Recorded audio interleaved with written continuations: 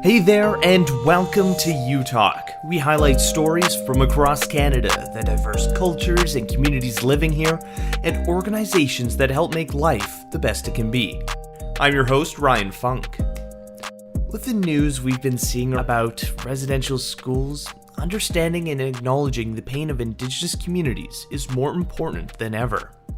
Manitoba 150 has announced partnerships to deliver blanket exercises for 50 acts of reconciliation.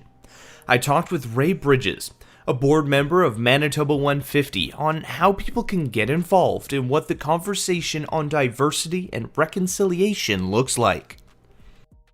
So this is an opportunity for Manitobans to participate in the blanket exercise. Now, this particular exercise was developed by Kairos, and they got together in collaboration with Indigenous elders, knowledge keepers, and educators.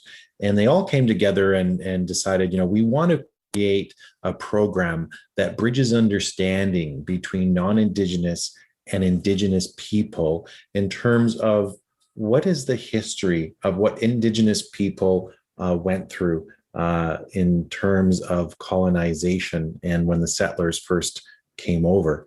So this incredible program, which I've gone through myself, is so impactful.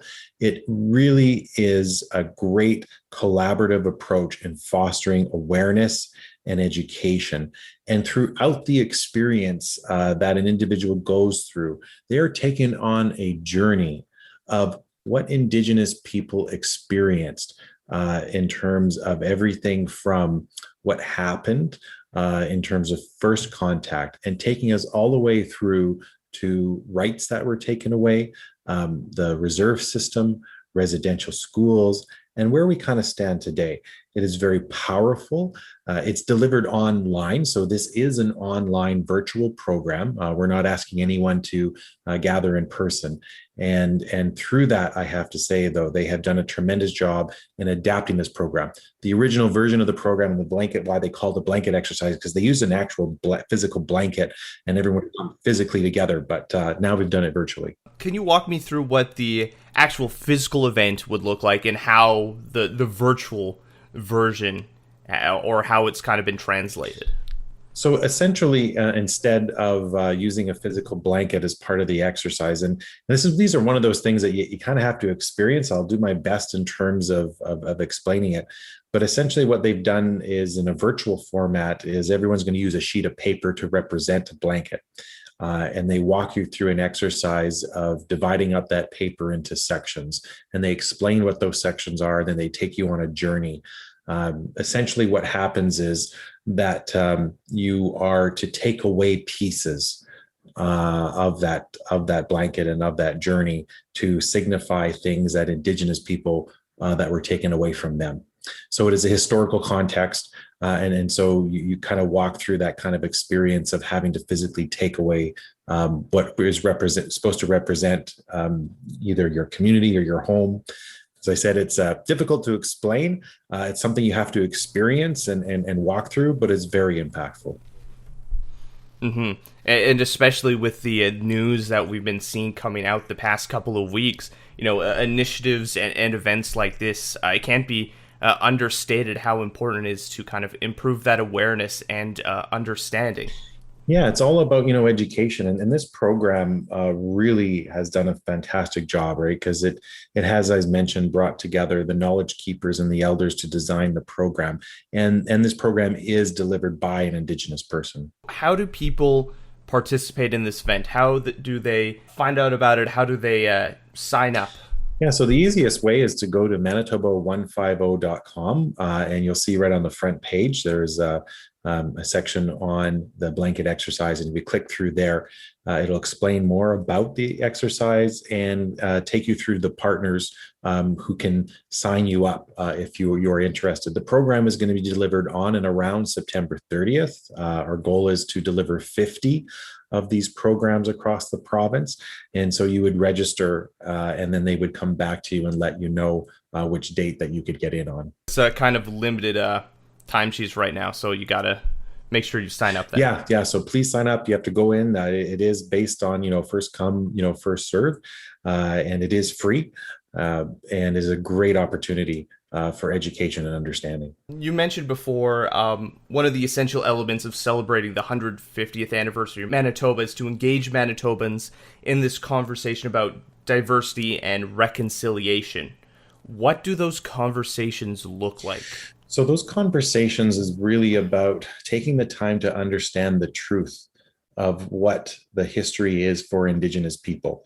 Now, particularly right now, what's in conversation nationally is around the residential school system. So that's one truth, and it is an important truth to talk about. As we look at the realities that Indigenous people have long known about the graves, Canada is now starting to truly understand what some of those truths are. So for me, diversity, and reconciliation is a chance to really understand those truths and to listen. I think that there are many ways to participate beyond even just a blanket exercise. There are a ton of resources out there. People can visit the National Center for Truth and Reconciliation website for all kinds of material and education to learn more about the Indigenous truth and past. Mm-hmm, of course. And what steps do we need to take to ensure meaningful changes and a healthy and positive relationship with Canada's Indigenous communities? Well, on the first part of it, as I mentioned, I think it is understanding and truth, right? So, truth and reconciliation. So, truth comes first, right? It's the understanding of what were the harms done to Indigenous people and what are the harms that are still being done today. I think a lot of Canadians don't actually appreciate the residential school systems closed down not too long ago. And so it's really kind of an understanding of what the impacts are today. Where we want to go in terms of kind of moving forward is I've always, believed that every single culture has unique gifts, has unique attributes that it has to share with the rest of the world. Absolutely, myself being Métis, we want to have that bridge of understanding. But what we also want is what was originally set out, which was an equal relationship of sharing. That was the original intent when this relationship started in Canada. And when I think about the amazing gifts and the celebrating of Indigenous culture that could really lend to a very unique conversation is around climate. I mean, when we talk about, it's very difficult today to not open up a podcast, click onto a website on the news, and not cover a story of how there's ecological damage and challenges that we face. Indigenous people have this viewpoint of living in balance with Mother Earth and with nature. And I think that particular type of dialogue would be most welcome right now in sharing. And I think that's where we want to go to. It's how do we celebrate Indigenous culture? What makes it unique? We're very proud of a lot of those tenets and viewpoints, and we would like to share it with the world. Mm-hmm. I think for myself, just talking to some elders and knowledge keepers, the information that they have is just so vast and it's so applicable to modern life. Like you're mentioning, that environmental thought. Just we're seeing a lot of people wanting to transition into that more green, environmentally conscious mindset, but Indigenous peoples have been living that for forever. Yeah, it really is incredible when you look at language. Now, I unfortunately do not speak an Indigenous language, but I understand by spending time with Elgin knowledge keepers the structure of the language. And what I find so fascinating about it is the way that they would speak about, for example, in English, you would say, I am going to go fishing at the river, right? But in Indigenous languages, you would say you're going to go be with the river, as in the river is an entity in itself. And even the way the language is structured and acknowledging that the animals are also peoples. Trees are the standing people, rocks are the sitting people. And so when you have a language and a culture that sees all of that around you as equal, you are going to have a very different relationship with it. Yeah, the language is so amazing. It's not just a way of communication, it's integral to the culture and spirituality of Indigenous communities.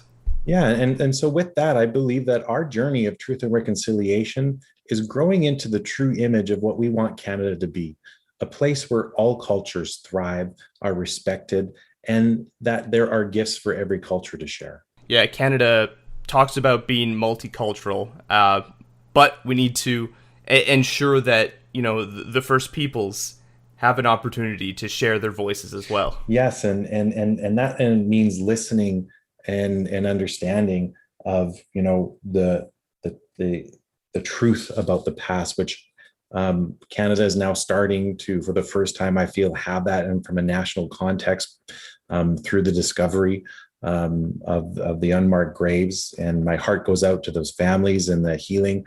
But this is where we take that journey from an intellectual conversation and going into the heart. I think that is also a part of reconciliation, of being okay, of being uncomfortable with hearing about the atrocities that the survivors and those who did not survive going through the residential school systems. This is a very important moment in time, and we need to be uncomfortable. We need to go on that journey, feel that pain, and be there so that we can move through the other end in terms of working together in a new way. Yeah, and this blanket exercise is just a first step in kind of building that relationship and understanding. Yes, absolutely. So I welcome all of the listeners to visit our website and learn more about it, and hope to see you join one of the blanket exercises. Fantastic. And when does it take place again?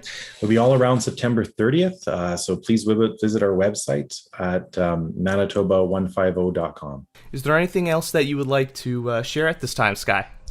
Just to really thank you and your listeners and taking the time. And I invite you all to continue this journey of learning more as we go forward on truth and reconciliation. If you have any stories you'd like us to share or communities we should highlight, leave a comment on our social media or reach out to us on our website. I'm Ryan Funk. This was You Talk, and have yourself a good one.